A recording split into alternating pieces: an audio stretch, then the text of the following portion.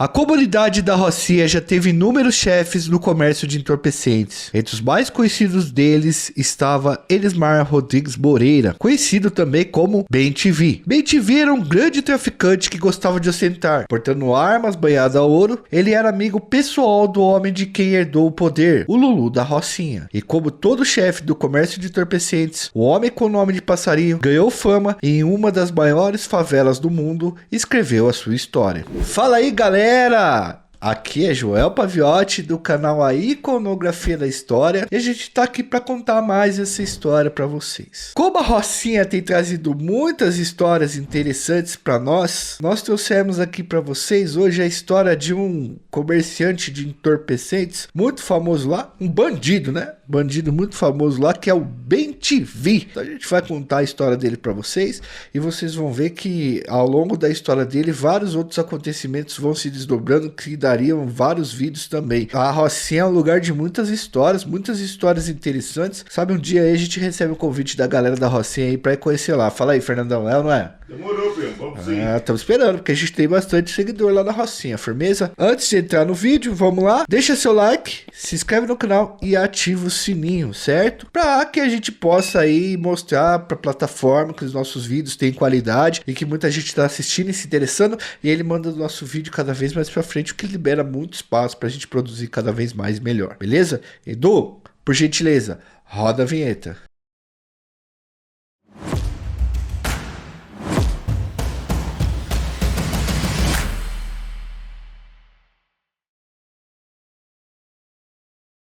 Bom, galera, a gente já falou bastante aqui sobre histórias e muitas histórias da Rocinha e essas histórias sempre fazem muito sucesso por aqui, inclusive porque nós temos muitos inscritos lá, tá? De vez em quando a gente erra uma coisa aqui, outra ali, esquecendo de algum personagem e tal, e eu peço desculpas a toda a comunidade, às vezes as referências escritas não são suficientes para abarcar tudo, tá? E a gente sabe muito bem disso, mas se nós não fizermos o vídeo, ninguém fala sobre o assunto. Personagens como, por exemplo, Zé do Queijo, Brasileirinho e outros tantos que nós já falamos aqui no nosso canal foram pessoas conhecidas e que marcaram a história do local, marcaram a história da Rocinha. Mas a gente quase não encontra material bom sobre eles escrito, né? Esse que vamos fazer o vídeo aqui, a gente tem bastante referências, né? O Ben-TV. Então a chance de errar é muito menor. Mas de qualquer forma, a gente pede desculpa por qualquer erro que a gente cometeu de cronologia e tal, que a gente vai atrás das referências escritas. A gente se propõe aqui na Iconografia da História a contar a história dos becos, a história nas quebradas, a história de gente que foi protagonista dentro das quebradas também, né? Algumas dessas pessoas, inclusive, são criminosas e claro que a gente conta a história deles porque dá bastante audiência, ibope, e a gente gosta de contar histórias em relação à criminalidade, à polícia, à segurança pública, porque a gente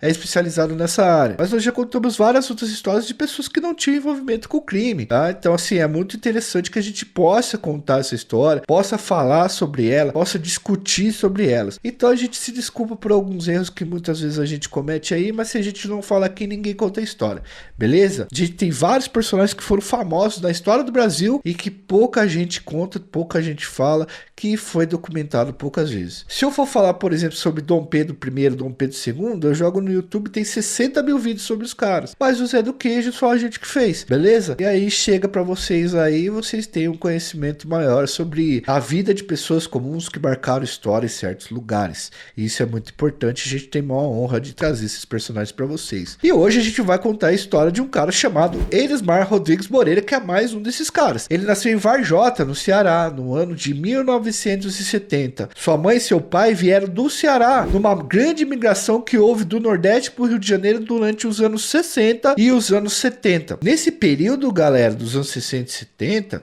o Rio estava passando por grandes obras de construção civil e para escapar das condições horríveis que o estado do Ceará vivia, após uma grande seca no final dos anos 60, a família de Elismar veio para o Rio de Janeiro. E prontamente aqui, no Rio de Janeiro, eles foram acolhidos por outros familiares que habitavam a favela da Rocinha. É sempre bom a gente lembrar aqui, pessoal, e falar um pouco sobre a Rocinha. Ela é um bairro localizado na zona sul do Rio de Janeiro, bem perto de lugares nobres como São Conrado e Leblon. E às vezes isso é uma maldição para a favela, tá? A gente vai falar um pouquinho disso mais para frente. Estando localizado em locais que tem gente rica, classe média bem próximo, tudo que acontece lá vira caso de polícia. Na Rocinha, segundo o censo, habitam hoje entre 70 a 90 mil pessoas. O bairro tem um baita comércio forte, inclusive de entorpecentes. Era ali que a galera da Zona Sul ia comprar pó pra encher o nariz. Então sempre foi um território muito disputado. E galera, com 100 mil habitantes no local, há um mercado consumidor ali dentro muito grande também, né? E não dá pra falar do Elismar, que ganhou o apelido de BenTV, né? Sem falar de um cara chamado Luciano Barbosa, conhecido como Lulu. O Elismar, BenTV, né? O BenTV e o Lulu tinham alguns anos de diferença e viraram muito amigos, tá? Eles começaram no crime juntos. Lulu era sobrinho do lendário chefe Denis da Rocinha, cara que mandou no comércio de entorpecentes do local por ano. O Denis foi preso no final dos anos 80, galera, abrindo espaço para uma sucessão de outros traficantes. Nós temos um vídeo aqui contando toda essa história de sucessão da Rocinha, os principais traficantes e tal, mas o que cabe a nós nesse material aqui, nesse material que estamos produzindo, é dar uma passada geral para que vocês possam compreender o conflito específico que ajuda a entender a história do BenTV. Então a gente não vai se aprofundar nisso, né? Se você quiser depois assistir o vídeo que a gente deixa no card. Bom, vamos lá. O Denis da Rocinha, ele era um dos principais chefes do CV, pessoal, e ele foi preso. Em seu lugar entrou um cara cujo apelido era Bolado. Depois de Bolado, a favela foi controlada por um trio de caras, chamado Naldo, Cassiano e Buzunga. Nessa época, inclusive, começaram a inserir a molecada dentro do crime. É o caso de Brasileirinho, por exemplo, o moleque o qual temos um vídeo aqui no canal falando sobre ele, moleque ruim, viu? Bandido também. Aliás, vamos deixar aqui alguns dados sobre o Brasileirinho. Acho que a gente precisa corrigir. Fernandão, o que que acontece? No outro vídeo que eu fiz sobre o Brasileirinho, o pessoal tá no card aí pra vocês darem uma olhada. Eu acho que é um parênteses interessante pra fazer aqui, já que a gente tá falando do BenTV. O Brasileirinho, eu disse que eu não sabia o nome dele nem da família, né? A gente não tinha encontrado em referência e tal. Mas nossos seguidores da Rocinha trouxeram pra gente algumas informações interessantes, ó. Vou deixar aqui alguns dados pra vocês que já assistiram o vídeo ou que vão assistir também depois, tá? No outro vídeo nós dissemos que não sabíamos o nome dele, beleza? E nem se ele tinha pai ou não. Mas na verdade o nome dele era Flávio, o nome do Brasileirinho, e a sua mãe chamava Carlinda e o seu pai chamava-se Chico Prego, tá? O apelido dele. Eles eram comerciantes locais, tinham uma bilhosca e viram o filho se envolver com o crime. A mãe, inclusive, aparece em uns vídeos aí na internet e ela fala que o filho entrou na criminalidade por conta do Sarney, presidente Sarney na época, né? Eu sinto hoje em dia, sem estar com meu filho, eu acho que o culpado também disso muito é o Sarney, porque o Sarney dá um salário de fome. Eu acho que se ele desse um salário bom, eu não achava que tinha acontecido nada disso. Eu acho que o menor sempre erra. Então, eu também sou mãe, eu também tenho filho, estou criando não sei pra quê. Sou casada, espero que meu filho não tenha a mesma sina que meu irmão. Mas se tiver, né, pelo mesmo motivo que eu vou abandonar meu filho.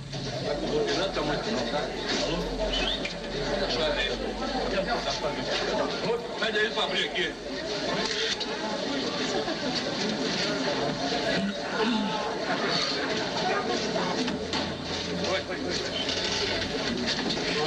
É o outro logo também.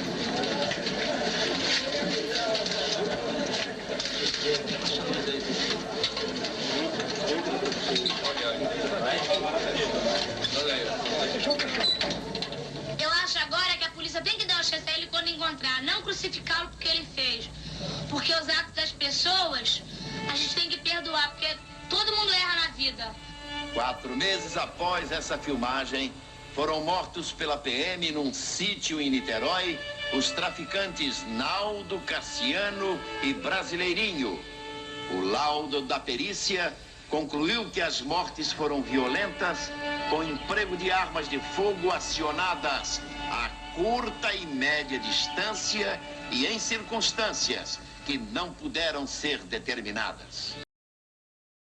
Foi um cara lá da Rocinha, Fernandão, que passou essas informações pra gente. O nome do cara é Pedro Manuel. Valeu, meu mano. Valeu por ter passado esses nomes pra gente aí, de pessoas históricas da Rocinha aí. Muito importante. Muito obrigado aí. A gente agradeceu você no outro vídeo lá. Bom, voltando aqui à história. Depois que o Naldo, Cassiano e o Buzunga saíram do poder na Rocinha, a Rocinha viveu um momento terrível lá por meados dos anos 90. O tráfico local foi parar nas mãos de um cara chamado Eduíno Eustáquio de Araújo. Araújo, também conhecido como Dudu da Rocinha. Dizem que o Dudu era um cara ruim de verdade, tá? Dizem que o seu comando era um terror, tirava a vida de muita gente e ia contra as ideias implantadas pelo Denis da Rocinha, pregava que o traficante precisava ser aliado da comunidade e ajudar a comunidade, já que ele estava usufruindo ali do comércio, ele tinha que manter o controle da comunidade através do assistencialismo. Então, o Dudu não abraçava essas ideias, né? Na verdade, galera, colocando o Dudu num contexto, o Dudu da Rocinha, ele faz parte de uma geração do tráfico que era extremamente violenta, que contava com um cara como Elias Maluco, Marcinho VP, Fernandinho Beiramar. A cabeça desses caras, que a gente chama de terceira ou quarta geração do CV, é muito menos morador e muito mais dinheiro e poder, entendeu? O Dudu continuou como chefe do tráfico, desagradando muita gente, até que ele foi preso no final dos anos 90, e quem assume a comunidade é o Luciano Barbosa, o Lulu da Rocinha. Presta atenção, lembra lá no começo eu falei pra vocês que o Lulu da Rocinha era amigo pessoal do BenTV, é aí que o BenTV vai entrar na história, tá? Então, o Lulu assume o poder na Rocinha do tráfico e coloca como seu guarda-costas e gerente o seu braço direito, o BenTV. Lulu voltou com as práticas de assistencialismo com a comunidade e dizem que a população gostava muito dele. Na época do Lulu, o comércio de entorpecentes chegou a faturar 8 milhões por semana, segundo as referências que a gente viu aqui. Tudo andava muito bem lá pelos lados da Rocinha,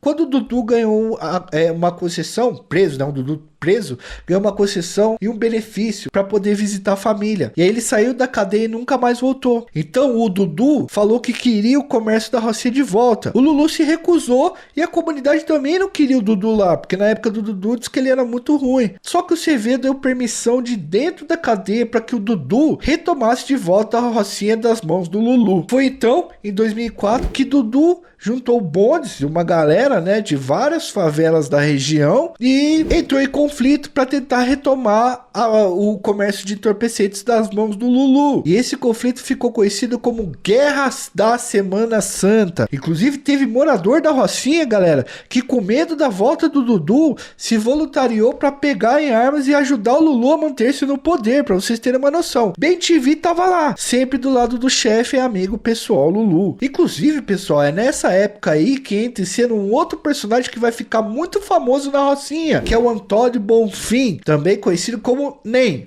ou NEM da Rocinha. NEM tinha uma filha com problema grave de saúde e precisava operar ela. Ele tentou empréstimo em um monte de banco, mas não conseguiu nada, assim, um valor muito abaixo do valor que ele queria. Ele tinha emprego com carteira assinada, declarava imposto de renda, mas o único que topou emprestar dinheiro para o tratamento da filha foi exatamente o chefe do tráfico da Rocinha, o Lulu. Em troca do empréstimo, NEM teria que ficar na boca ajudando ali na gerência, fazendo umas contas e tal. E foi assim que BenTV também virou amigo de NEM, tá? Os dois trabalharam juntos. Aliás, para vocês verem como que o Lulu agia com a população do lugar, tá ligado? Tem uma história contada pelo jornalista Lourival Santana, um grande jornalista, correspondente internacional, que exemplifica muito bem a relação do Lulu com a comunidade. Segundo o jornalista, Lulu se interessou por um cordão de ouro de um morador e enviou um de seus funcionários para conversar com o cara, né? O funcionário recebeu ordens para perguntar o quanto que o maluco queria no cordão. O maluco tomou coragem e pediu 5 mil reais na época, que era bastante dinheiro. Lulu chamou o cara pra conversar e o cara achou, pô, o cara vai tirar minha vida e levar meu cordão. Não, o Lulu perguntou pra ele, você parcela em 2 vezes pra mim? O morador recebeu 2.500 uma semana e 2.500 na outra. Quitada a mercadoria, o Lulu pegou o cordão e deu de presente pro BenTV. Todo mundo da comunidade sabia disso, né? E muita gente respeitava o Lulu, pois ele era extremamente contrário ao Dudu, que era o anterior dele. E ele era mais próximo dos métodos do tio dele, do Denis, que controlou o comércio por ali durante 20 anos. Inclusive,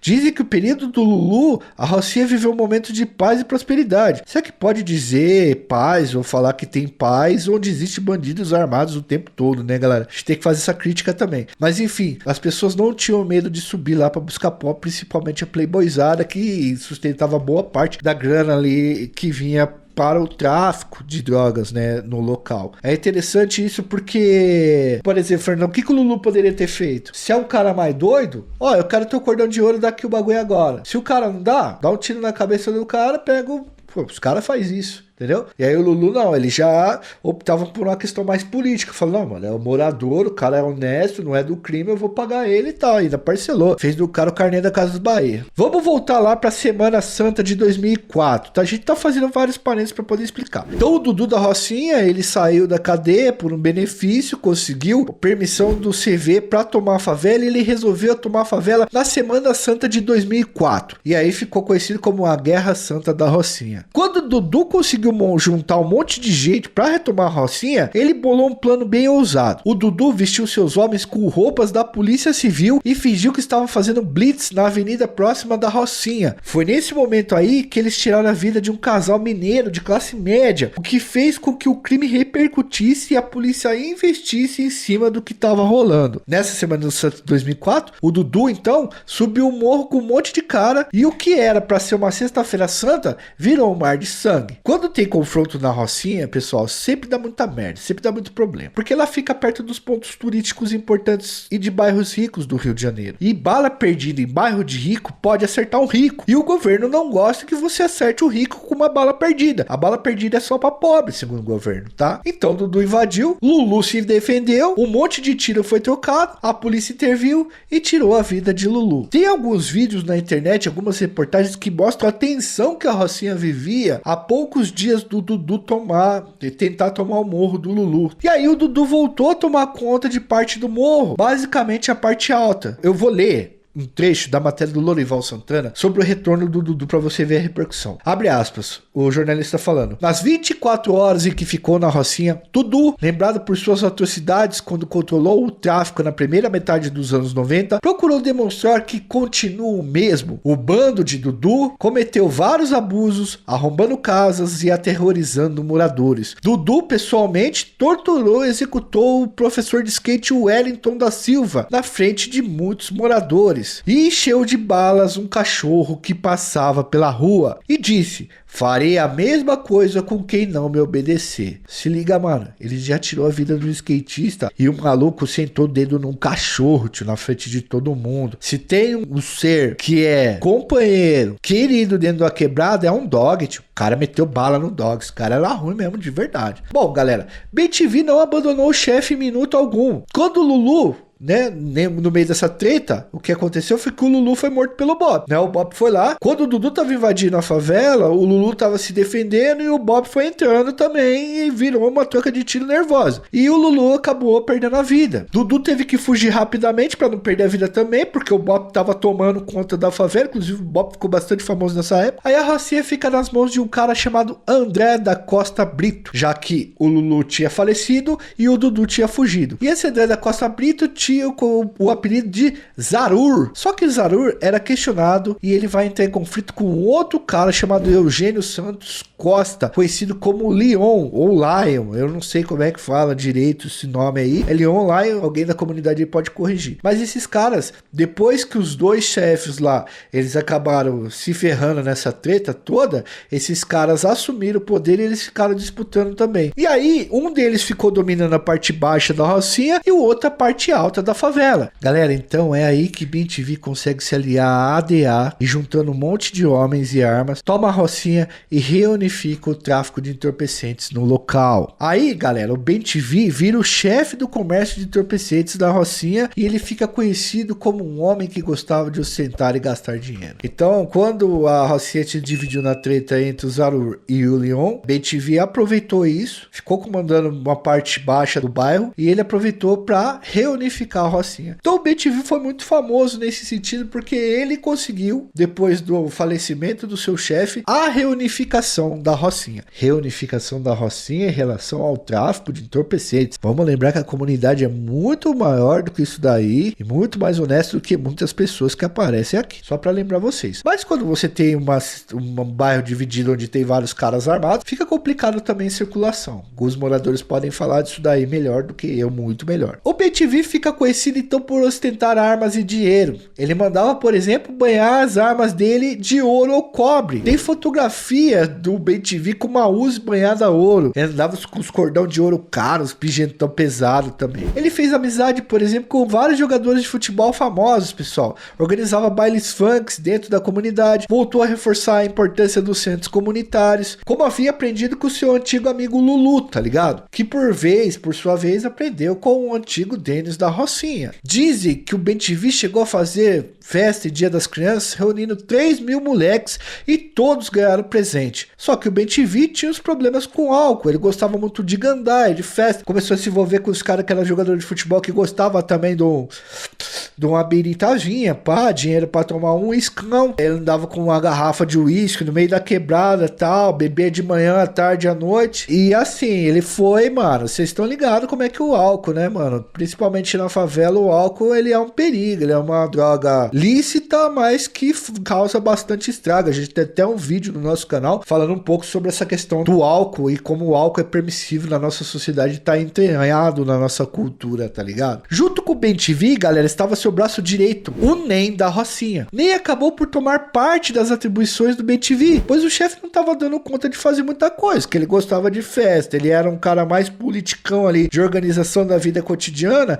enquanto o Ney era o cara que acabava mexendo com a contabilidade, com a organização. Então, enquanto o BenTV tava nessa vida de tomar vários goró, o Ney foi ganhando popularidade e fôlego com a derrocada do BenTV. Apesar de ser um cara explosivo, o BenTV nunca foi conhecido como alguém sanguinário, extremamente violento. Durante seu período à frente da Rocinha, ele deu abrigo ao grupo, por exemplo, do Pedro Dom, um assaltante de classe média bastante conhecido no Rio de Janeiro, que tem até uma série que fala dele. Não vou falar o streaming porque os caras também não patrocinam nós. E poderia, né? Isso fez BenTV começar a aparecer na mídia e na imprensa, tá ligado? Quando ele deu refúgio aí pro Pedro Dom. Aí você já sabe como funciona, né? Bandido que aparece demais recebe visita da polícia. BenTV jurou tirar a vida do Dudu da Rocinha, e Dudu foi morto dentro de uma cela de forma misteriosa e o barato nunca foi investigado. Mas isso da morte do Dudu ocorreu 10 anos depois, após o BenTV ter falecido, tá? Então não tem nada a ver com isso. O fim de BenTV, galera, foi na própria Rocinha. O COR, que é o grupo de elite da Polícia Civil, fez uma investigação e que chegou a infiltrar agentes dentro da favela da Rocinha. E na madrugada do dia 29 de outubro de 2005, BenTV levou 4 tiros durante um intenso confronto com policiais. Ele foi até socorrido, mas não resistiu e encontrou o seu fim. Galera, a gente sempre fala da COR aqui, que tem policiais muito corajosos e bem preparados. Se vocês quiserem, deixem nos comentários aí que a gente faz um vídeo sobre a história da COR, principais policiais e tal, que se pá, a gente consegue desenrolar esse vídeo aí pra vocês aí, que eu também tô ligado que vocês gostam do tema, sobre falar sobre policial, sobre os feitos dos policiais e tal. Beleza? E a gente sabe que tem muitos policiais que seguem o nosso canal. Um abraço pra vocês todos aí também. Depois de BenTV, o comércio de entorpecentes da favela para nas mãos de Ney da Rocinha, que vai fazer um legado histórico por lá também, tá, galera? E nós temos um vídeo aqui no canal falando sobre o Ney da Rocinha. Vocês podem procurar aí, que o vídeo é muito bom também. E vários outros vídeos sobre a Rocinha. Eu acho que daqui uns dias eu até vou falar pro Caio, nosso diretor, fazer uma playlist só sobre histórias da Rocinha, porque são bastante interessantes. Tem uma história que a gente tá caçando aí também, do ramo da Rocinha, tal, várias histórias interessantes, e vocês podem colocar aí também pra gente falar, porque é um dos maiores bairros do mundo, galera. Então tem bastante história pra gente contar aqui, e a gente agradece. Antes de ir embora, eu peço que vocês deixem o seu like, se inscrevam no canal, ativem o sininho e, se possível, vire membro do nosso canal para ajudar a gente a produzir. Galera, muitos de vocês não estão se inscrevendo, a gente precisa dessa inscrição para melhorar o nosso engajamento aqui dentro da plataforma. Firmeza? Um forte abraço a todos, as referências estão nos comentários. Fui, valeu!